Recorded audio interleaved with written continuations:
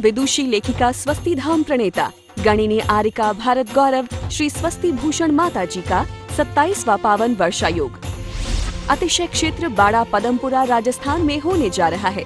वर्षा योग हेतु भव्य मंगल प्रवेश 9 जुलाई को प्रातः 8 बजे एवं मंगल वर्षा योग कलश स्थापना समारोह 17 जुलाई को दोपहर 1 बजे से आयोजित होगा। इस पुण्य अवसर पर आपके पास है वर्षा योग कलश प्राप्त करने का अनुपम अवसर। गुरु कृपा कलश 5,11,000 एवं सिद्धि कलश 1,11,000। अपनों के सुख शांति समृद्धि हेतु कलश अवश्य आरक्षित कराएं। अधिक जानकारी एवं कलश बुकिंग हेतु दिए गए नंबरों पर संपर्क करें। कर्मों को जानते हो ना, संसार में किसके कारण है? कर्मों के कारण। यहाँ बैठे हो किसके कारण? कर्मों के कारण। नहीं कार्य कर पाते हो किसके कारण? कर्मों के कारण। कर पाते हो किसके कारण? कर्मों के कारण। भोजन करते हो किसके कारण? कर्मों के कारण। और लड़ाई करते हो किसके कारण? कर्मों के कारण। क्रोध करते हो किसके कारण? कुछ पिछला कर्मोदय आता है, कुछ वर्तमान में बांध लिया जाता है। कभी निमित्त छोटा होता है, हम उसको बड़ा बना देते हैं। कभी निमित्त बड़ा होता है, हम उसको छोटा बना देते हैं। वो हमारे हाथ में है।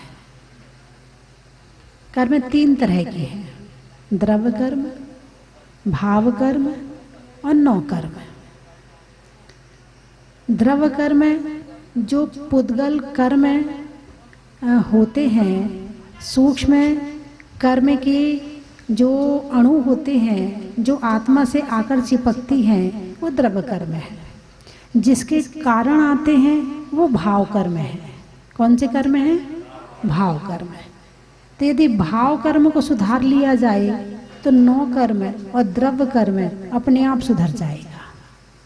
किसको सुधारना है? भाव को। लेकिन पुराना इतना इकट्ठा कर रखा है कि उस पर कंट्रोल करना मुश्किल हो रहा है। अभी हमारे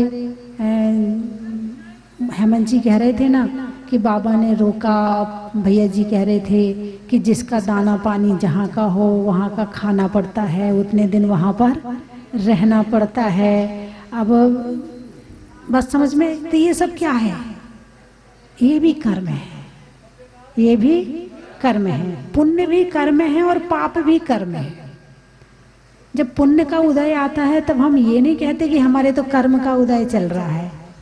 जब पाप का उदय आते तब कहते हमारे तो कर्म का उदय चल रहा है। आपकी दृष्टि में पाप ही कर्म है, जबकि पुण्य भी कर्म है। दोनों कर्म है, पुण्य भी कर्म है और पाप भी कर्म है। तो पुण्य कर्म के उदय में मिलता है सुख। ठीक है, अब सुख 2 तरह का हो गया। आपको प्रवचन सुनने में सुख मिल रहा है कि नहीं मिल रहा है? मिल रहा है ना। एक तो ये सुख हो गया, और एक आपको खाने पीने में सुख मिलता है, टीवी देखने में सुख मिलता है, मोबाइल देखने में सुख मिलता है, अच्छे कपड़े पहनने में सुख मिलता है, ज्वेलरी पहनने में सुख मिलता है, दूसरों पर अधिकार जताने में सुख मिलता है। एक सुख तो ये हो गया, और एक सुख हो गया कि प्रवचन सुनने में सुख मिल रहा है। दोनों में से स्वच्छ साफ निष्काम सुख कौन सा है? प्रवचन सुनने में, है ना। अच्छा, उसमें जो सुख मिल रहा है, जैसे आपने भोजन किया, आपकी मनपसंद भोजन मिला और आपने बड़ी अंदर की भावनाओं के साथ आज तो मजा आ गया, आज तो मेरे पसंद की चीज मिल गई, एक खानी थी 4 खा गई। भाई है तो पुण्य का उदय। मिला किसके उदय में है? पुण्य के उदय में। ये है भोग। भोग भोगने में बंध पाप का होता है। मिलता तो सुख है, लेकिन बंध पाप का होता है। अभी आप यहाँ पर बैठे हो, यहाँ जो आपको सुख मिल रहा है, सुख मिल रहा है ना, इसमें बंध किसका हो रहा है? उदय तो पुण्य का चल ही रहा है। यदि पुण्य का उदय नहीं होता तो अभी आप यहाँ आकर नहीं बैठे होते। इसका मतलब आपका उदय किसका चल रहा है? पुण्य का। और बंध किसका चल रहा है? मैंने बताया तो, भोग भोगने में बंध पाप का होता है, लेकिन ज्ञान के काम करने में उदय भी पुण्य का होता है और बंध भी पुण्य का होता है। जैसे उपवास करते हो, उपवास किसके उदय में होगा? पुण्य का उदय होगा तो उपवास की भावना बनेगी, पहली बात। फिर और पुण्य होगा तो उपवास करोगे। पुण्य का उदय होगा तो मंदिर जाने की भावना बनेगी, पुण्य का उदय होगा तो प्रवचन सुनने की भावना बनेगी, पुण्य का उदय होगा तो तीर्थ यात्रा की भावना बनेगी, पुण्य का उदय होगा तो पदमपुरा जहाजपुर जाने की भावना बनेगी। उसके उदय बिना आप ये काम कर ही नहीं सकते हो। एक हो गया सांसारिक पुण्य और एक हो गया आध्यात्मिक पुण्य, ठीक है? एक हो गया सांसारिक पुण्य और एक हो गया आध्यात्मिक पुण्य। यदि पुण्य ज्यादा हो तो धर्म की तरफ जाता है, पुण्य ज्यादा हो तो धर्म की तरफ जाता है, और पुण्य कम हो तो संसार की तरफ जाता है। क्योंकि संसार में बंध किसका होना है? पाप का। और इधर बंध किसका होना है? पुण्य का। अब पुण्य के उदय में पुण्य बांधने का काम विशेष पुण्य करा सकता है। सामान्य पुण्य में शक्ति नहीं है कि वो तुम्हें पुण्य के उदय में पुण्य के काम करा दे। तो कर्म, पुण्य कर्म और पाप कर्म, एक एक क्षण में दोनों काम करते हैं, दोनों काम करते हैं। और दोनों के कार्य के कारण से हम, जैसे डायरेक्टर, नाटक में डायरेक्टर होता है ना, सुना है आपने? जब फिल्म बनाते हैं तो डायरेक्टर होते हैं, उसमें डायरेक्टर होते हैं, उनके डायरेक्शन में फिल्म बनती है। कहानी की स्क्रिप्ट क्या है, फिर उसमें रोना कैसे है, उसमें हंसना कैसे है। तो उसमें क्या होता है कि डायरेक्टर कहता है हंसो, तो क्या होता है? वो हंसता है, और ऐसे हंसता जैसे वास्तव में हंस रहा हो, जबकि उसे हंसी नहीं आ रही है, लेकिन फिर भी कैसे हंस रहा है? जैसे वास्तव में हंसना हो। रोता है, रोना नहीं आ रहा है, लेकिन रोता है। लड़ता है, लड़ना की भावना नहीं है, लड़ने की भावना। उसमें होते ना, एक नायक होता है, एक खलनायक होता है, और दोनों उसमें लड़ते हैं, देखा ना आपने? और जब वो उस कार्यक्रम से निकल के, उस शूटिंग से निकल के बाहर जाते हैं तो दोनों एक साथ बैठकर खाना खाते हैं। लड़ाई कहाँ हो रही थी? अंदर से लड़ाई हो रही थी या कहानी की लड़ाई चल रही थी? कहानी की। भाई कहानी में था कि इनको यहाँ पे लड़ना है, तो वो लड़ते हैं। वो बोलता बंदूक चला, तो कौन सी बंदूक चलती है? झूठी वाली या सच्ची वाली? झूठी वाली। उसमें मरना दिखाते हैं, तो सच में मरते हैं या झूठ मूठ में मरते हैं? झूठ मूठ में मरते हैं। अच्छा, उसमें लड़ने के लिए कहते हैं, तो सच में लड़ते हैं, झूठ मूठ में लड़ते हैं? तो किसके कहने पे लड़ रहे हैं? क्या बात है, क्या बात है। एक बार में बता दिया कि डायरेक्टर के कहने पे लड़ रहे हैं। अब यही तो समझाना चाहती हूँ मैं आपको, यही समझाना चाहती हूँ। और मैं तो क्या, हमारे प्राचीन आचार्य, हमारे वर्तमान के आचार्य, हमारे भगवान महावीर, हमारी जिनवाणी माता, सभी एक ही बात समझाना चाह रहे हैं कि संसार एक रंगमंच है। क्या है? ये संसार एक रंगमंच है, और सबको अपना अपना रोल मिला हुआ है, जिसका जैसा कर्म का उदय था। अभी मैं रास्ते में चलते हुए विचार कर रही थी कि एक बढ़िया ज्योतिषी जो वास्तव में मतलब होशियार हो, और ऐसे ज्योतिषी को बिठा के एक चोर की जन्म पत्री, एक डाकू की जन्म पत्री, एक साधु की जन्म पत्री, एक मुख्यमंत्री की जन्म पत्री, एक प्रधानमंत्री की जन्म पत्री, एक सामान्य की जन्म पत्री, एक भिखारी की जन्म पत्री उसके सामने रख दी जाए। वो उन व्यक्तियों को देखे बिना, यदि वो जन्म पत्री सही समय की है, बिल्कुल सही समय की है, तो उन व्यक्तियों को देखे बिना वो ज्योतिषी ये बता सकता है कि ये व्यक्ति की जन्म पत्री चोर की है, ये डाकू की है, ये साधु की है, ये मंत्री की है, ये मुख्यमंत्री की है, ये सामान्य आदमी की है, ये भिखारी की है।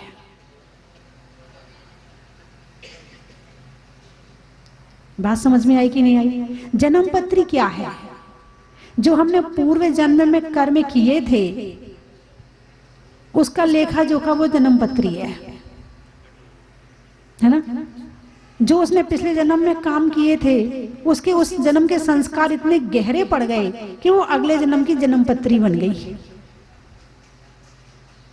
इस जन्म में अपने संस्कारों को सुधारने की कोशिश करने की अभी हमारे पास में सामर्थ्य है। जाग जाए तो कोई संत जगा दे, भगवान जगा दे, जिनवाणी जगा दे, कहीं अच्छी बातें सुनने को मिल जाए तो जागने की संभावना है। वरना चोरों को कौन प्रवचन सुना रहा है जाकर के? वरना चोरों को प्रवचन कौन सुना रहा है जाकर के?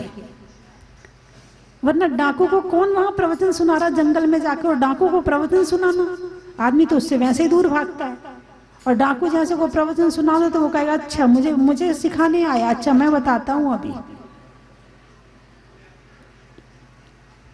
तो प्रवचन कब सुनने में समझ में आते हैं? जब पाप कर्म का उपशम होता है, जब पाप कर्म ठंडा होता है, पुण्य का उदय होता है, तो प्रवचन सुनने का मन करता है और प्रवचन रुचि से सुनते हैं। एक तो है कि भाई माँ को छोड़ने आए हैं, अब माँ ने कहा बैठ जा बेटा तू भी। एक आध बेटा ऐसा बैठा है क्या यहाँ पे कि पापा को छोड़ने आए हैं तो बैठ जाए? एक तो इसलिए बैठा है सुनने के लिए, और फिर बाद में मन लग गया।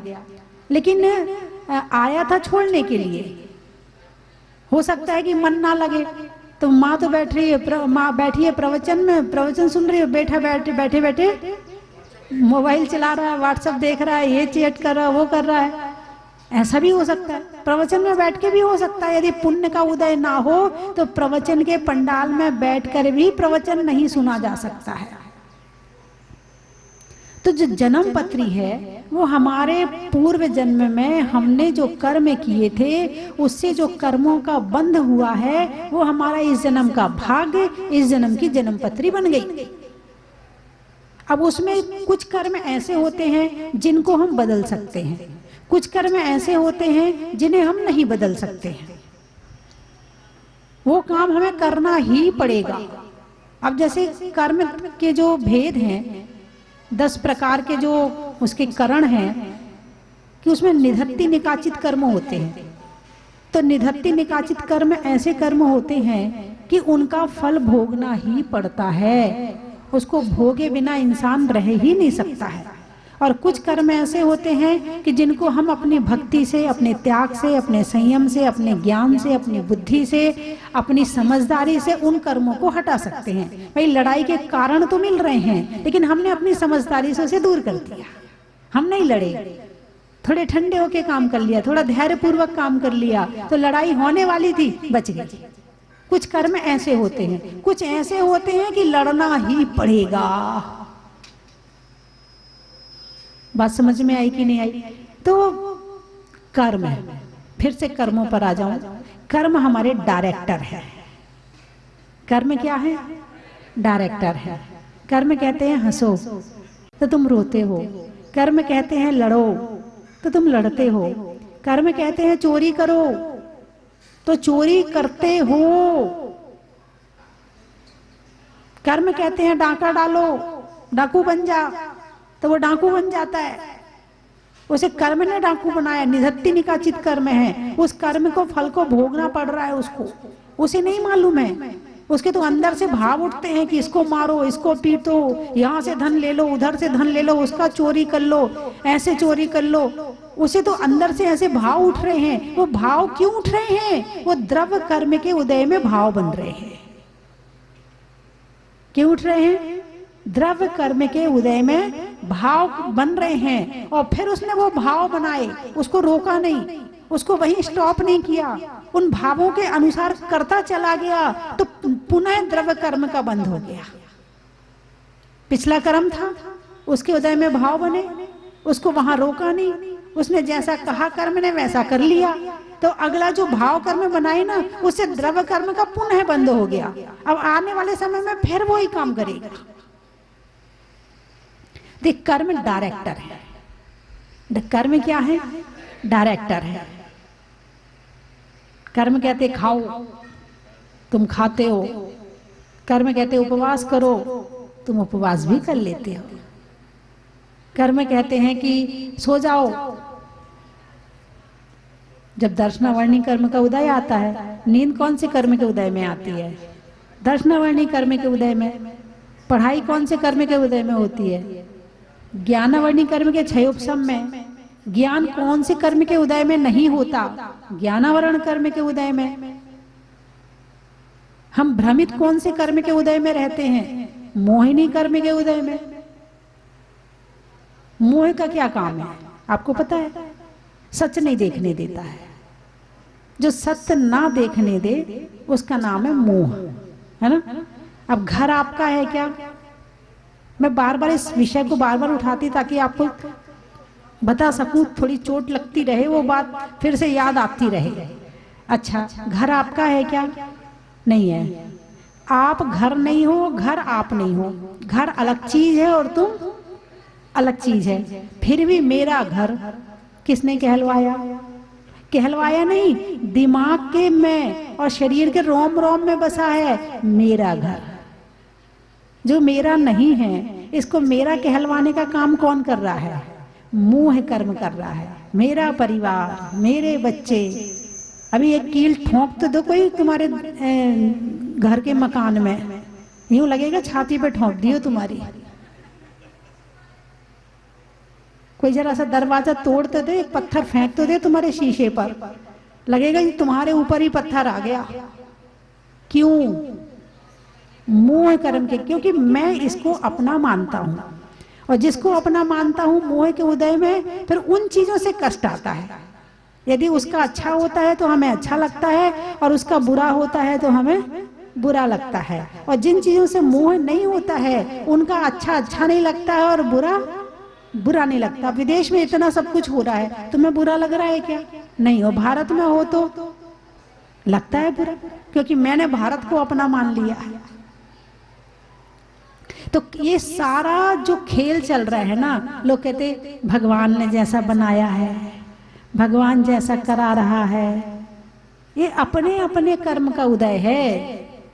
कर्मों की लीला है न्यारी, इनसे बच के ही रहियो, ये रुला रुला कर मारेंगे तुम देखते रहियो, ये रुला रुला कर मारेंगे तुम देखते रहियो। हैं? अंजना सती जंगल गई, किसके कारण? कर्म के उदय के कारण। सीता को जंगल जाना पड़ा, किसके कारण? कर्म के उदय के कारण। हैं? श्रीपाल को समुद्र में गिराया गया, किसके कारण? उसने भी वैसा किया था। श्रीपाल को कुष्ठ रोग हुआ, पिछले जन्म में ऐसा कर्म बंद किया था, इस कारण कुष्ठ रोग हुआ था। तो पिछले जो निधत्ति निकाचित कर्म बांधा है उसको तो हमें भोगना ही पड़ेगा, लेकिन जो कर्म हमने ढीले रूप में बांधा है उसको हम धर्म से, ध्यान से, भक्ति से, समझदारी से, हैं, अपने त्याग व्रत उपवास से हम उन कर्मों को थोड़ा छांट सकते हैं, और जो नया कर्म बंद होने वाला है उसको सुधार सकते हैं। कम से कम आप ज्यादा तपस्या नहीं कर पाते हो तो वर्तमान समय में भक्ति किसके प्रति? देव, शास्त्र, गुरु। अभी आप यहाँ क्यों आए हो? हैं? गुरु की भक्ति के वशीभूत होकर आए हो। हैं? 6 आवश्यक हैं, देव पूजा, गुरु उपासना, स्वाध्याय। वैसे कहा जाए तो देव, शास्त्र, गुरु। पहले देव, फिर शास्त्र, फिर गुरु। और जब आपको 6 आवश्यक का पालन करने कहा तो उसमें पहले देव पूजा, फिर गुरु उपासना, फिर स्वाध्याय। उसमें जिनवाणी को तीसरे नंबर पे ले लिया, गुरु को दूसरे नंबर पे ले लिया, और जहां विनय करने का नंबर आया तो पहले देव, फिर शास्त्र, फिर गुरु, वहां दूसरे नंबर पे ले लिया। कारण गुरु के पास जाओगे तो जिनवाणी की बात सुनने को मिली जाएगी, और जब जिनवाणी की बात सुनने को मिली स्वाध्याय हो गया। गुरु के पास जाकर स्वाध्याय अपने आप हो ही जाता है। तो बंधुओं, ये जो डायरेक्टर है ना, अभी कर्म है ना? एक मुख्य डायरेक्टर है आत्मा, और सेकंड डायरेक्टर है कर्म। जब मुख्य डायरेक्टर सुस्त बैठ जाए, अपना काम करना भूल जाए, तो जो दूसरा वाला सेकंड डायरेक्टर है कर्म, वो अपना काम करने लगता है। वो अपनी अपनी चलाने लगता है। भाई जो अपनी गद्दी छोड़ देता है तो उसकी गद्दी पे फिर कोई और निवास कर लेता है। यदि घर में मालिक सोया है तो चोरी की संभावना पूरी होती है, और यदि मालिक जाग रहा है तो चोरी की संभावना कम हो जाती है। ऐसे ही यदि हमारी आत्मा जागृत हो तो हम कर्मों को आने से रोक सकते हैं, कर्मों को आने से रोक सकते हैं। और कर्मों को आने से रोकना ही हमारी आत्मा की जागृति का पहला उदाहरण है और हमारी खुद पर विजय है। जैसे अंग्रेज ने भारत में आके राज्य किया था ना, कितने साल तक? 200 साल तक, 250 साल तक, है ना? 200-250 साल तक रहे वो हमारे भारत में, ठीक है ना? अच्छा, हमारी आत्मा पर इन कर्मों का राज कब से चल रहा है? हम तो अभी भी जागृत नहीं, कर्म जो कराते हम वही करते हैं। ये कब तक चलेगा? इन कर्मों से मुक्ति, अंग्रेजों से मुक्ति तो मिल गई भारत को, इस आत्मा को कर्मों से मुक्ति कब मिलेगी? उसके लिए पुरुषार्थ करना पड़ेगा, धर्म करना पड़ेगा, स्वाध्याय करना पड़ेगी, है देव पूजा, गुरु उपासना, स्वाध्याय, संयम, तप और दान करना पड़ेगा। तो मेरी बात आपकी समझ में आ गई? अरे बोलिए ना, शिवदासपुरा वालों की समझ में आई कि नहीं आई? पहले तो वो बताएं, अच्छे से हाथ उठाकर बताएं। कितने लोग बैठे, एक बार फिर से देख लो। अरे बहुत है। अभी कोई कह रहा था नहीं नहीं माता जी शिवदासपुरा वाले आते नहीं है। मैंने कहा मेरी गारंटी है शिवदासपुरा वाले जरूर आएंगे। और आप सब आए और ये दिखा दिया कि आप पीछे नहीं है। और जितने कार्यक्रम पदमपुरा में होंगे सब में आपकी उपस्थिति पूरी हो। शुभकामना परिवार। महिलाओं का तो बना ही बना है, इस बार पुरुषों का भी बनवा दो। हैं? नहीं नहीं बैठे हैं, 3 4 5 तो बैठे ही हैं। इन 5 के माध्यम से 50 को बुला लेंगे। ऐसी क्या बात है? पत्थर पे भी झरने हुआ करते हैं क्या? इसका अर्थ बताओ। पत्थर पे भी झरने हुआ करते, इसका अर्थ बताओ। कठोर दिल के अंदर भी मुलायम दिल निवास किया करता है। अच्छे से समझाने वाला कोई हो तो समझने वाला जरूर समझता है। हाँ, निधत्ति निकाचित कर्म हो तो बात अलग है, लेकिन यदि थोड़ा सा भी कमजोर कर्म होगा तो मेरी बात उसकी समझ में जरूर आएगी, जरूर आएगी। चलिए मैं 3 चीजें बोलूंगी, आपको कहना बड़ा ही महत्व है। सुर का नृत्य में नूपुर का, और जहाजपुर में आने वालों में जयपुर, उदयपुर, नागपुर का बड़ा ही महत्व है। जंगल में शेर का, फलों में बेर का, आने वालों में अजमेर का बड़ा ही महत्व और है। गोनेर का बड़ा ही महत्व है। और नागौर का बड़ा ही महत्व है।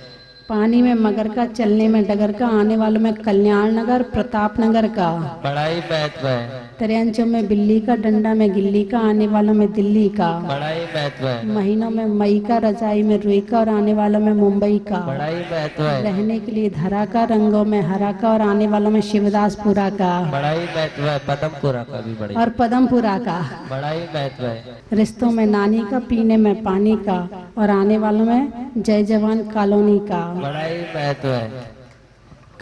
काम करने की थीम का, वृक्षों में नीम का और आने वालों में सी स्कीम का बड़ा ही महत्व है। आइए मधुवन का, अच्छा प्रभु के नभन का, विधान के बाद हवन का और आने वालों में मधुवन का बड़ा ही महत्व है। बातों में अगर मगर का, चलने में डगर का और आने वालों में ज्योति नगर का बड़ा ही महत्व है। और कोई बैठा कहीं का? 2 साल करने में आशा का, नहीं होने में निराशा का और आने वालों में दोषा का बड़ा ही महत्व है। हो गया था? हो गया। बोलिए 24वें भगवान की। आज हमारा पुण्य बहुत ही प्रभावशाली था, इसलिए हम यहाँ पर पधारे। और हमारे पापा का आज जन्मदिन था, इसीलिए हमने आज यहाँ कलश करने की भावना भाई। और हमको यहाँ आकर बहुत ही पुण्य का लाभ मिला। उसके लिए माता जी को भी बहुत बहुत मैं साधुवाद करता हूँ। ताजपुर में आके बहुत अच्छा लगा और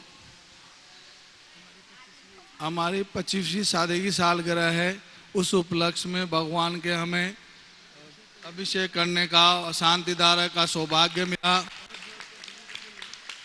हम आगे भी यही भावना भाते हैं कि माता जी के दर्शन होए हमें और इस जगह पर आते रहें। हम में आए सारे धर्म प्रेमी बंधुओं को मेरा जय जिनेंद्र। और मैं क्या बोलूं, मेरे पास कोई शब्द ही नहीं है। मुझे इतना अच्छा ऐसा लग रहा है कि मेरे पांव धरती पर हैं कि नहीं हैं ये भी मुझे मालूम नहीं है, लेकिन ये मेरा पुण्य का उदय था और मेरे परिवार वालों की प्रेरणा थी जो मैं यहाँ आया और प्रभु के दर्शन पाया और माता जी का संग मिला और शुल्लक जी का संग मिला मुझे। और मेरे पास कुछ भी कहने को नहीं है। स्वस्ति भूषण माता जी के चरणों में शत शत वंदन। ये माता जी की देन है। 6 साल में इतना सारा करोड़ों का काम किया है। माता जी के शब्द प्रशंसा के लिए शब्द नहीं है मेरे पास। माता की चरणों में शत शत वंदन। बोले मुनि सूरतनाथ भगवान की के लिए। और उसके बाद में 10 वर्षों के बाद यहाँ आकर के इतना विशाल मंदिर इतनी जल्दी यहाँ पर बना है, बहुत ही मन प्रफुल्लित हो गया। और माता जी को सत सत नमन। बंदामी बंदामी बंदामी। जैसे अपन साक्षात मुनि सूरतनाथ भगवान ही देख रहे हैं। और यहाँ तो आने के बाद ऐसा लग रहा है कि बस स्वर्ग में ही बैठे हैं।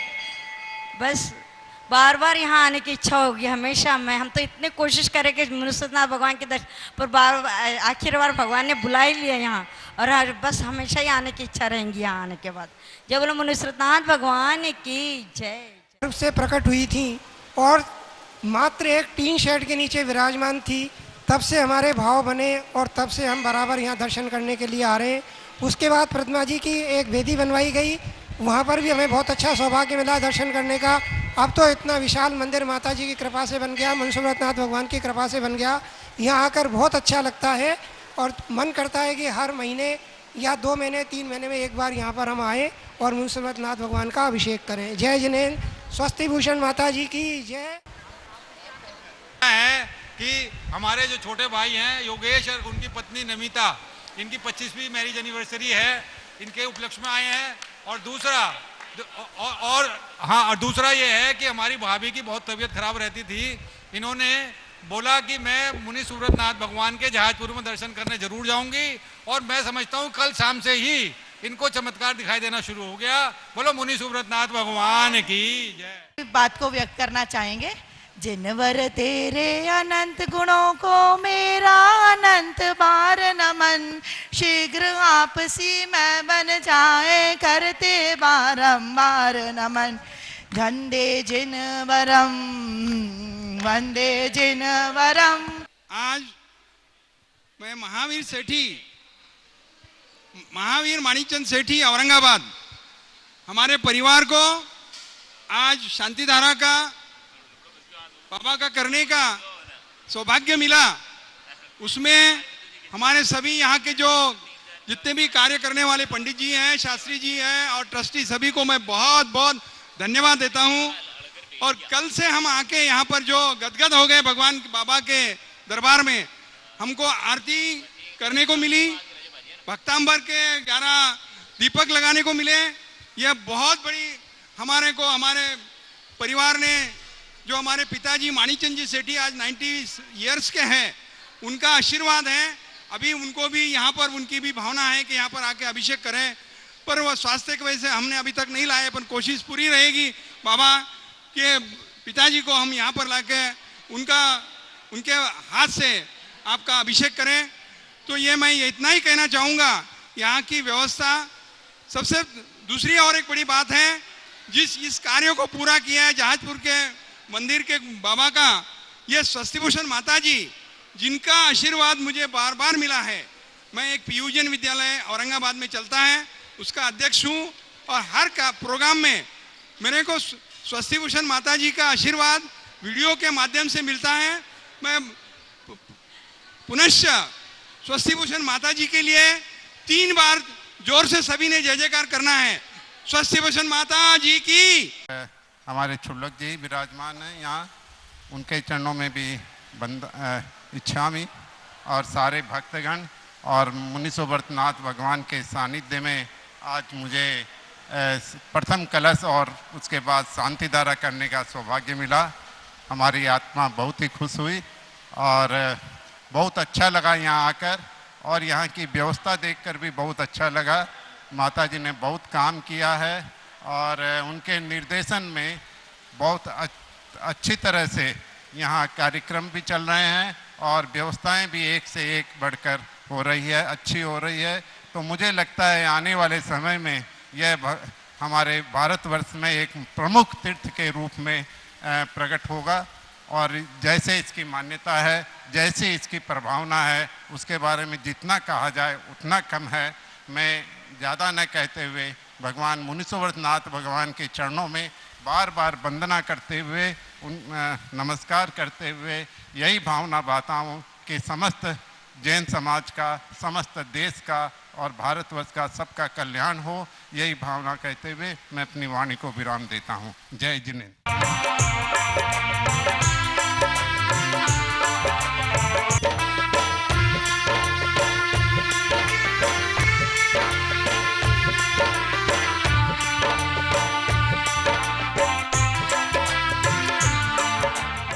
चन की थाल को सजाओ रे आज, रत्नों की थाल को भर लाओ रे आज। आओ आओ करे रे गुणगान आरती भगवन की। आओ आओ करे गुणगान आरती भगवन की। आओ आओ करे रे गुणगान आरती भगवन की।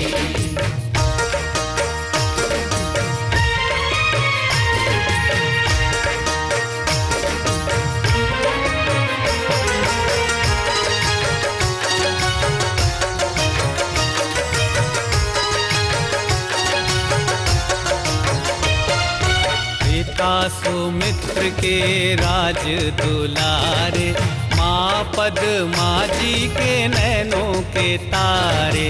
पिता सुमित्र के राज दुलारे, माँ पद्मा जी के नैनों के तारे।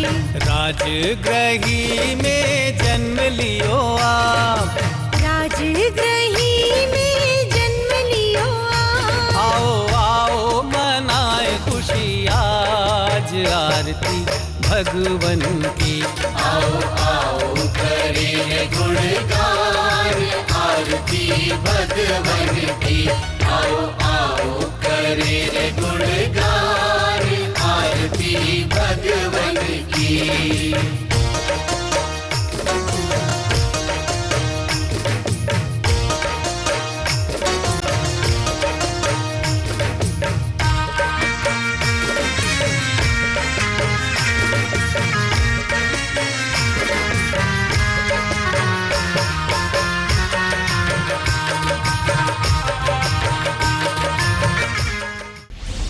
परम विदुषी लेखिका स्वस्ति धाम प्रणेता गणिनी आरिका भारत गौरव श्री स्वस्ति भूषण माता जी का 27वां पावन वर्षायोग अतिशय क्षेत्र बाड़ा पदमपुरा राजस्थान में होने जा रहा है।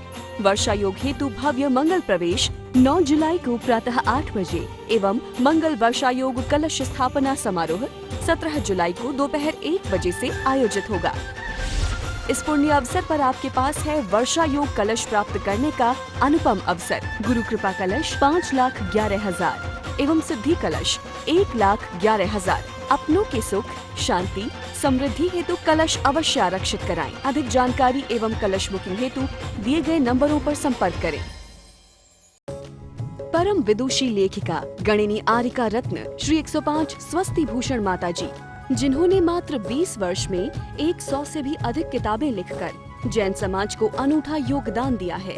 बड़े बड़े विधान जैसे कल्पद्रुम महामंडल विधान, सिद्ध चक्र महामंडल विधान, इंद्रध्वज महामंडल विधान, एवं विशेष जनपद, पूजांजलि आदि महत्वपूर्ण साहित्य बहुत ही सरस, सरल व सुबोध शैली में लिखे हैं, जिसमें गद्य एवं पद्य साहित्य भी समाहित है।